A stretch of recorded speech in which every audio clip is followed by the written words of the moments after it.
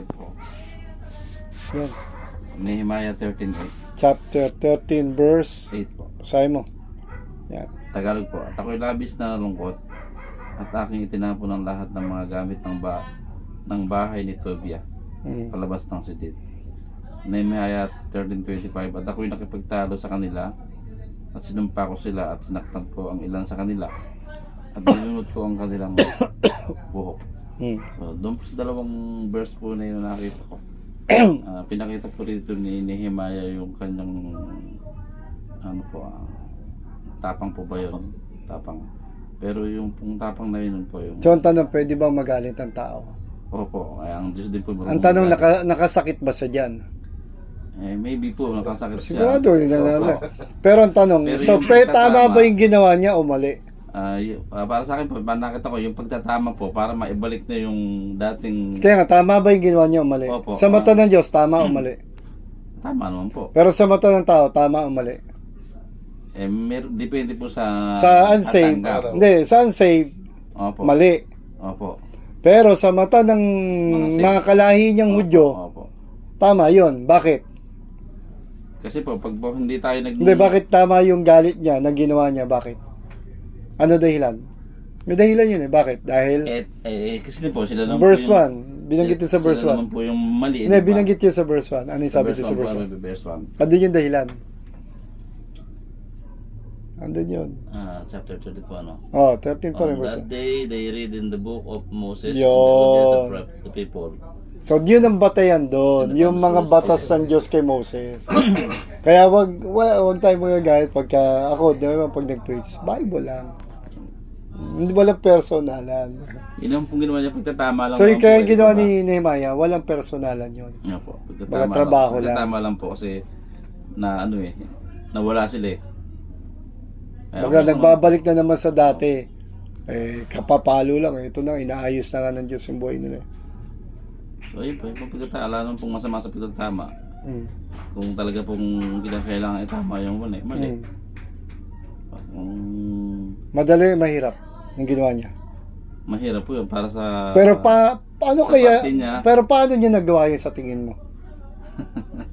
Mahirap yun, di ba? Pero paano niya nagawa yun ng buong tapang? Ginamitan po niyang kamay na bakal. Oo. Sa burutan. Oo. So, bakit niya nagawa yun sa tingin mo? Dahil? Siguro po nga, dahil... Mahal po rin yung mga kababayan niya. Hindi ba niya mahal yung kababayan niya o mahal niya? Mahal po niya bilang kababayan. Pero ang unang pagmamahal, hindi sa kababayan niya. Pagmamahal po sa paglilingkod. Mahal niya ang Diyos. Natakot niya doon sa nangyari. Kaya ito, umuulit na naman sila. Parang ganun yun eh. Yun doon sa natakot. Ito, ulit yun na naman. Di ba kayo nagtanda? O, di ba? Nanindigan sa tama. Yun lang yun. Mahirap yung ginawa niya pero nanindigan sa tama. Sige po, Brad. Sige po. Ayun na po. Yun na yun. Ayun na po. So, application bilang tatay, paano niya i-apply yun? Yung paano tayo, mahirap magsalita o gumawa ng tama, pero paano natin paninindigan yung pag dumating tayo sa mga ganong sitwasyon? Paano natin kaya gagawin yun? Ako, bilang tatay, medyo may pagkakataon po na nahihirapan din na mapasunod. Pero kung kinakailangan pong magalit, nagagalit din po ako. Hindi nga lang po ko nananakit. Pero hanggang verbal na lang magalit. Yun naman po para maituwid sila.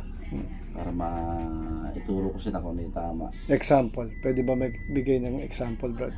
Example. Nung paano ka nagalit, ano yung sinabi mo, at saka ano yung dahilan. Pwede ba? Okay lang mag-cite ng example. Mag-cite po ng example. Yung mga simple lang po na mga simple lang pong bagay na ginagawa nila na nakikita kong mali.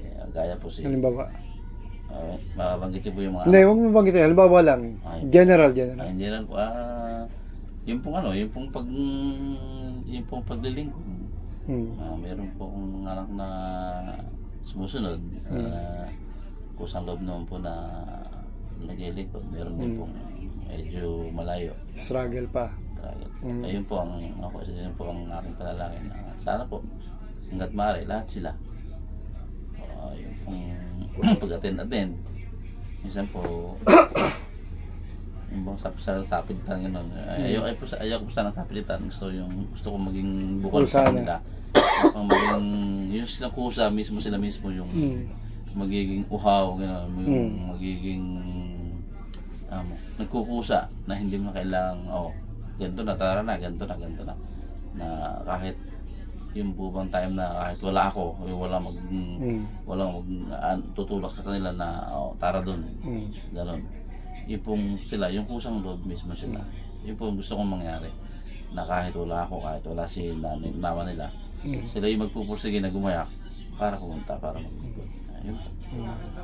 Kuminsan po talaga, nakakaano po, yung gusto natin mangyari, May bakbakan. Hindi lang po habang panahon na gano'n na nandito tayo. Kaya gusto ko sana ma-settle na yun. Yung magkaroon silang kusa. Sila mismo, kahit wala kami. O kahit mahina na kami, kahit di namin nakakaya silang i-guide. Na pagdating ng panahon, sila may pamilya na, sila na mag-guide sa pamilya nila. Yung naitanim namin, naitulong namin, ma-i-apply nila in the future. Yan ang po. Yun po yung struggle. Praying na rin po na sana po maging seryoso sila.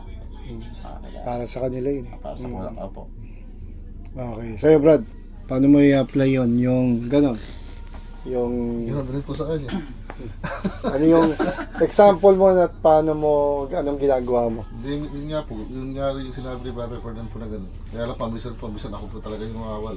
Struggle din po ako sa gano'n. Hindi ko rin po kasi, kumbaga, inaamin ko po na nagkukulong po talaga yung gano'n pag oras ng church, tapos araw ng church, tapos ay wala po sa gawain ngayon. Kaya isa rin po sa prayer ko na gusto ko na maibalik din po yung init ko po sa church sa pag-atid natin po, ganyan. Tapos yun nga, kailangan ako yung leader talaga sa kanila para sa para din sa kanila. Kasi may time din po kasi nakikita ko rin na parang yun nga, nalalamig din sila. Tapos ako nalalamig din. Walang way, walang tatayo na dapat na kundi ako lang. Tapos minsan pa nga minsan nag-away kami. Yung mga anak ko pa yung parang inuuna pa niya yung lagi siya may dahilan. Yung parang meron dito yung fellowship, yung LPG. May dahilan siya. Ang sinabi ko sa kanya, tinuturuan na kita ng magandang asal. Yung asal tayo ng Diyos, gano'n. Tinuturuan ko, nilalapit kita sa kabutihan para matuto ka, lumago ka. At may dahilan. Kasi gano'n na lang, mamili ka, tuturuan kita na kawalangan o tuturuan kita na kabutihan. Yun maganda. Yun nga po yung Pero nagkusap po siya tumayo. Pero Brad, nag-pray siya, nagkuta ba? Medyo lumalalim yan sa panalangin. Sabi ko, sige, hindi ko ba? Ayos mukhang sabihin yung, hindi natin alam yung puso, pero mukhang sabi ko ba, mukhang natututo ng manalangin. Yun po yung kasi lumago. Sa ganun prayer niya, lumago kami at siya po na magulang na makita yung mga anak na lumalago sa gawain, tsaka nagkakaroon po siya ng pagmamahal sa gawain. Yung kusa na sila, hindi na nila talagang takutan. Kumbaga po, parang maituturo na namin sa malaking kayamanan yung gano'n po. Na yung hindi ka na magwa-worry sa future na kahit anong mangyari kasi po yung una pa, yun ang worry ko, naging worry ko. Na pag namatay ako, kawawa yung mga anak ko. Wala man lang kaming ipon, wala man lang. Pero hindi po pala dapat yun. Hindi po pala dapat. Pangalawa lang yun. Pangalawa po ako. Ang dapat po talaga pinaghahandaan yung mga anak mo, pag nawala ka, kailangan yung mga anak mo mailapit mo sa Panginoon, sa gawain, lumago. Dapat ganun po pala. Kaya na po, talagang doon ako bumabagsak sa ganun. Ipagpapalit ko po yung gawain sa anak boy na hindi naman po pala dapat. Sa akin pa, ipag-pray. Kaya sabi ko sa iyo, Brad, pag may mga tumatawag o pumunta, huwag kang pa-istorbo kasi alam naman ng kaaway, maraming tukso. Yung kahinaan mo dun Baga, dapat taga, seryoso ka na umano. Kasi yun yung sinusundan ka doon. Kaya kasi, ano, sino yun? Yung pinatay, si Cliff. Charlie Kirk pala. Alam mo, ginagawa niya, pinapatay niya yung cellphone niya. Walang office, wala as in. Wala internet. Yung ginagawa niya pag Sunday o may pagkaaraw ng church niya at pamilya niya, yun ang priority niya. Ang galing ang ginagawa niya. Kaya pag wala tayong gano'n, bro, wala. Talagang maraming tukso, marami. Ba't kung kayo struggle ako, lalo na ako bilang paso. Kasi talaga ako, maigpit ako sa kanila eh. At saka maano ko magsalita sa kanila. Medyo mas mabigat talaga, masakit. Kaya nga, nakita mo bro, kaya nga nagkaganon nga, kahit pa paano yung epekto kay kuya. Siya, dahil siya panganay, siya ang tinamaan ng gusto. Ako rin po, ganun. Masakit po magsalita pag sobra ganun. Siya ang tinamaan ng gusto ng bata. Kasi epekto na rin yung kinalakan kong pamilya. Tapos siyempre natuto na lang ako sa church. Maigpit yung pamilya ko pinanggalingan. Nananakit. Talaga kasi masakit magsalita. At disiplinaryan yung pamilya ko. Kaya lang masakit magsalita at may abuse.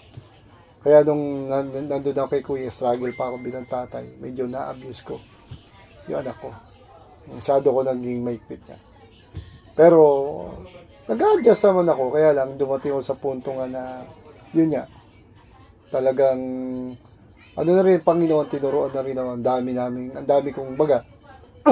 Ika nga, sa bawat lesson, ang pinakamabigat na lesson yung nangyari kay kuya, isa yun. Na ginaan ng Diyos. Kaya ngayon, masakit pa rin magsalita, pero yung yung nakapag-adjust na ako, hindi na tulad dati. Pero pinararamdam ko lagi doon sa dalawang anak ko babae. Sabi ko, nag-adjust lang ako, pero kung ano pa rin yung ako at yung Bible, yung pa rin. Sabi ko, hindi lang ako yung katulad na lang ng style ng dati. Saka siyempre, mga babae ito hirap mo rin. Actually, hindi na kasi nakatikid ng palo eh. Wala na talaga. Pero, dada ko lang sa salita.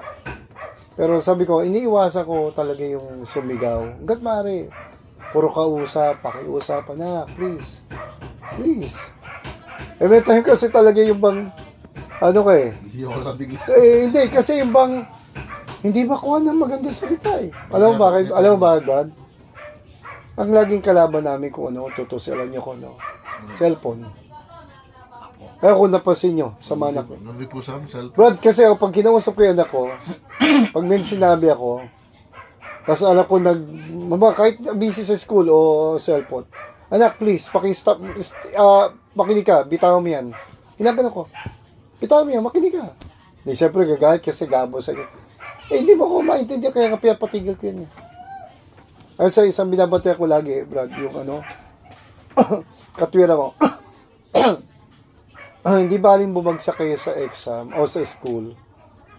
Hindi baling bumagsak kayo sa school. Ang katwira ko na ngayon, at least matulog kayo ng tama sa oras alas 10 o alas 11, tama. Sabi ko, walang kwenta ang pagpupuyat nyo. Kung kayo'y magkakasakit, tutulog ako, gumagawa pa kayo, walang kwenta yan. Bakit?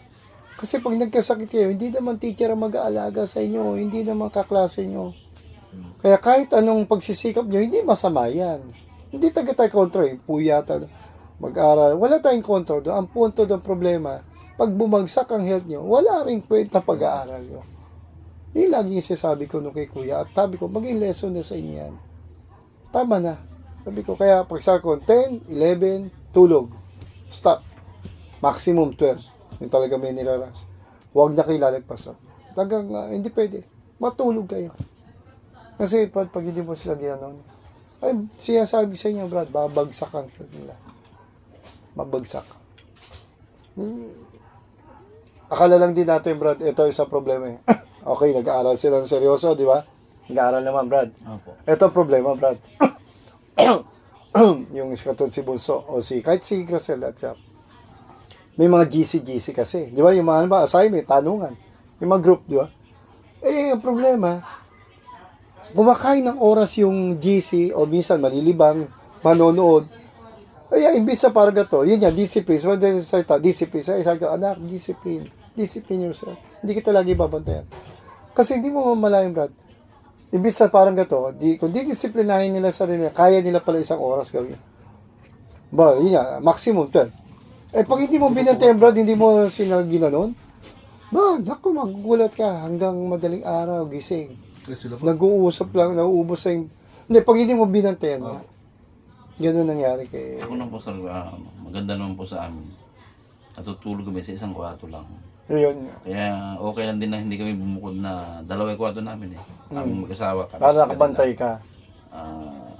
Isa na lang kami dahil sa aircon na natin. Ayun nga. Ayun ang isa doon. Advantage. Ngayon, ako ayoko nang nakasidilaw. Patay lahat yan. Ala kami nakikita kita ano. So pag may nagsiselfon, alam ko. Oh, kita mo. Ganon. Kaya nasa-check ako, anak, hindi ako makatulog. Kasi kahit nakapikit ako, alam ko may liwanag ko nakikita eh. May nakabukas sa cellphone. Nakapatay. Kahit ako, Brad, kontra rin ako dun sa yung may sariling kwarto. Nakita ko yung danger nun sa mga mayayaman. Hindi po mabantayan eh. Hindi sa ako'y takot na gagawa sa kaloko magpapakamatay o ano, whatever. Hindi yun ang issue. Ang issue kasi doon, Brad, iba pa rin yung may kasama ka at least isa sa kwarto. Opo. Kung hindi man kayo pamilya, basta may kasama. Opo. Kasi once na mayroong isang kwarto, isa yung anak mo, nako, hindi mo na alam kung anong ginagawa. Opo. Lalo na yung natutulog ka, tulog ka na, sila pala, Gising po nagsiselfone. ako. Gising. That is the big danger. Sa panahon natin ngayon, ng gadget. Noon, hindi naman ganyan eh. Kasi wala sa pupuyatan eh. Marahil, TV. Wala, baliba lang, bibihira naman may TV kanya-kanya kwarto. Normally sa ating TV natin, pamilya, yan eh. Isa lang po. Ngayon, kahit nga may games again, okay lang yun eh. Pero kasi nga, dahil sa cellphone niya, personal cellphone, yun ang danger ngayon. Kaya marami talaga ngayon ay bumabagsak na health. Bibihira tagay mga kabataan ngayon na may disiplina. Yung bang bata pa lang, meron silang pangarap at may goal, may discipline. Bibihirahin ka rin.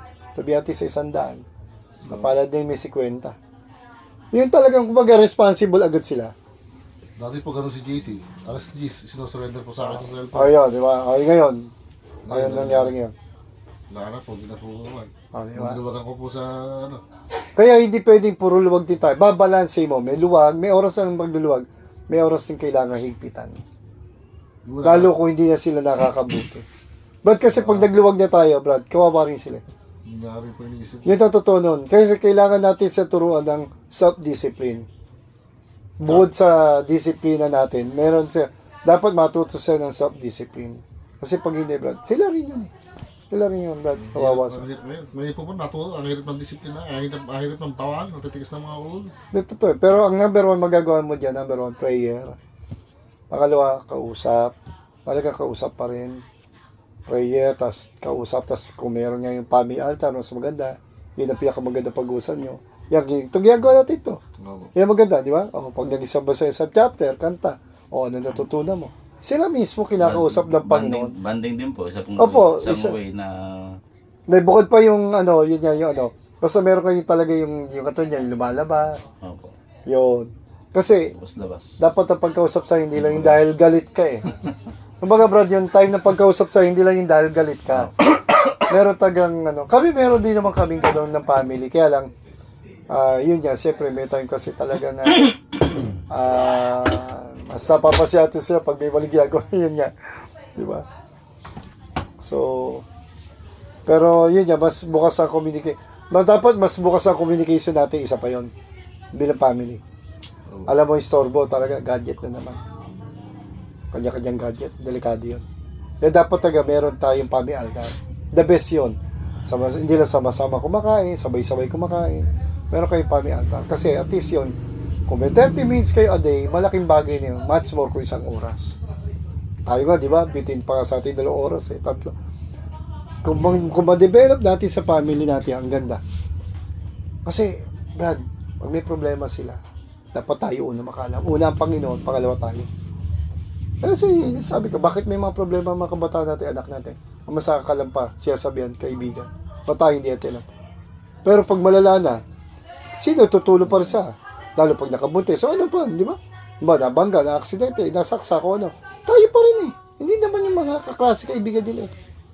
Di ba? Tayo ang responsible eh. Pero dapat kasi matutunan nila na, baga, tayo magulang, tayo ang magmamalasakit, tayo ang mananagot. Tayo talaga ang hanggang magkaanak nga sila, magkaapo, gano'n pa rin. Hindi matatapos. Kaya lang dapat matutunan na ng mga anak natin yun na isang lesson doon sa sa topic ko sa Father's Day. Isa sa role natin sa mga anak natin, kaaway. Friend and kaaway po. Kaaway nila, tingin nila sa atin, pero akala lang nila yon. Pero totoo, kaibigan nila tayo. Bukod sa Panginoon, number 1, pangalawa tayo, dapat kaibigan nila. Hindi yung ang best friend nila, hindi yung mga kaklase. Hindi. Pero yun nga nangyayari, di ba? Parang mas close sila sa mga best friend nila o pinsan nila. Sa atin hindi. Bakit? Tayo ang nagbibigay ng baon. Okay na tayo. Di ba? Hindi kasi nga, kinokorek natin sa mali. Apo. Actually, tinetrain lang, hindi naman natin siyempre sa lahat ng desisyon nila, hindi tayo masusunod. Kasi time will come, they will decide on their own. Kasi ang importante lang naman, yung choices nila, matutunan nila ano yung tama, ano yung mali, gagawin nila yung tama, sana wag na yung mali. Yun lang yun. Yun yung isa natin. Kaya marami tayo talaga dapat ipag-pray sa mga anak natin. Sa totoo lang, marami po. Kaya siyempre number 1 concern natin sila. So, the same time, hindi lang ang mga anak natin, pati yung mga member din po natin. At yan, yung mga pamangkin ko, di ba? Kung may nakikita nyo medyo naliligaw na landas, baka nakita nyo gato, medyo pamilya tayo as a church. Tulong-tulong tayo. Tulong-tulong tayo na alalayan sila, sabihan sila. Yan. Sige po, so manalangin tayo.